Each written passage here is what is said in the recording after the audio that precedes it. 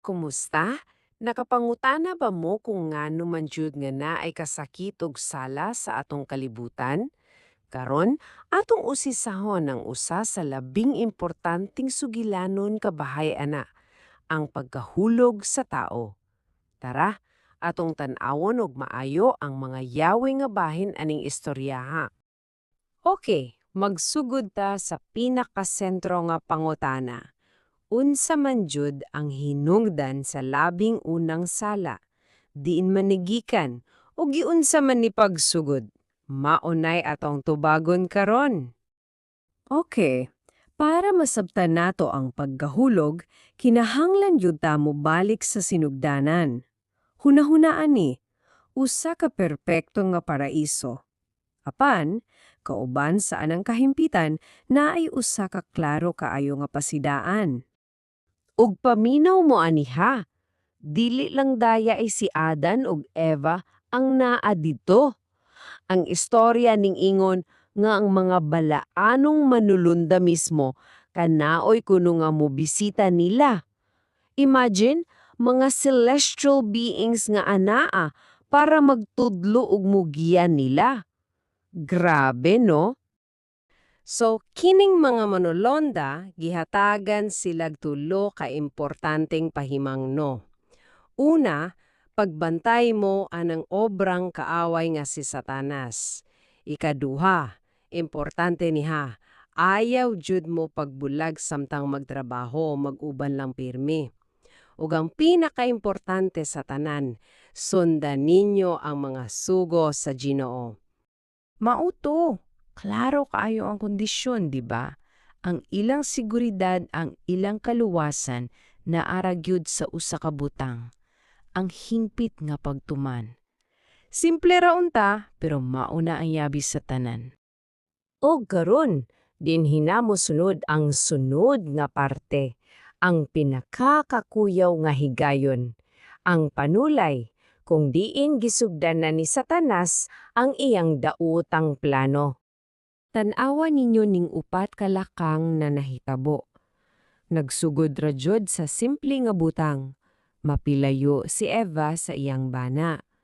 Dayon, imbes mo lakaw, nagdugay-dugay pa siya duol sa gidili nga kahoy. Human-ana, naminaw siya sa manunulay. Ug ang katapusan, ang pinakagrabe sa tanan, nangaha siya pagduha-duha sa pulong sa Ginoo. Ug mauni ang linya nga nag-usab sa tanan, mauni ang yang gihunahuna. Tingali, dili yud mao ang gipasabot sa Ginoo. Wow! Mao na to.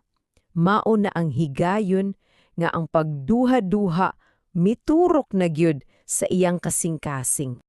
Og tungod anang pagduha-duha, kalit lang ang bunga na himong nindot kaayo tanawon, daw lami kaayo. Moto, gikuha niya og mikaon siya. Pagkahuman, dala ang iyang bagong perspective, giadto niya si Adan. Okay, og mauni ang nagdala nato sa climax sa storya. Unsaan may reaksyon ni Adan, unsaan ang iyang gipili. Grabe kabugat ning desisyon na. Sa dihang nakita ni Adan ang nahitabo, grabe iyang kahadlok o kasubo. Nahugno iyang kalibutan. Kay nasabtan niya dayon, mauni ang kaaway nga kinaburit sa mga manulonda. Ug dinhi nato makita ang iyang internal conflict. Sa usa ka side, ang iyang dako gugma kang Eva. Sa pikas, ang bugat nga kamatuoran nga ang iyang asawa mamamatay na. Unsa may iyang buhaton? Grabe ka lisod nga pagpili, ba? Sa tunga-tunga sa iyang kaguol, mihimo siyag desisyon. Ug paminaw mo aniha kay lahi ni sa nahitabo ni Eva, wala siya gilimbungan. Ang iyang desisyon, usa ka conscious choice nga gihimo tungod sa iyang gugma. Maoto, gikuha ni Adan ang bunga. Gikaon niya. Og ni anang higayon na, Nagmaya si Satanas. Nagmalamposon ang iyang rebelyon dinhi sa kalibutan. Tungod sa desisyon ni Adan, nahulog ang tibuok katawahan. Ang pagkahulog sa tao, muranig bomba nga nibuto, ug ang shockwaves na bati sa tibuok universo. Ang mga samputanan, dia-dia dayon ug grabe kabugat. Ang unang nabati sa langit, hilom. Kalit lang mihunong ang tanang musika. Imagine, ang mga alpa, may hunong, ang kalipay sa langit, napulihan og lawong nga kaguol. Ug sa ilahang kasubo, ang mga manulunda, ilang gilabay ang ilang mga korona. Usa ka gamhanan kaayo nga simbolo sa kasakit nga ilang gidate para sa nahitabo sa tao. So, nagtigom ang langit nung konseho. Unsaon mani. Ang desisyon mauni. Kinahanglan papahawa ang magtayo ngano, aron dili na sila makakaon pa sa kahoy sa kanahuhay. Ug mahimong immortal nga makasasala, mauna ang rason. So diha-diha dayon, nagpadala ang Ginoo og mga manulunda para bantayan ang agyanan paingon sa kahoy sa kinabuhi ug para ihatod ang magtayuon paawas sa paraiso. Tapos na. Ug mauni ang katapusang hulagway nga nahibilin.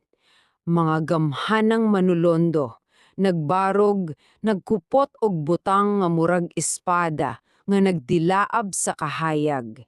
Nagbabag sa dalan pabalik sa Eden, hangtod sa kahangturan. So, kini nagbili natog usa ka lawom nga pangutama, di ba?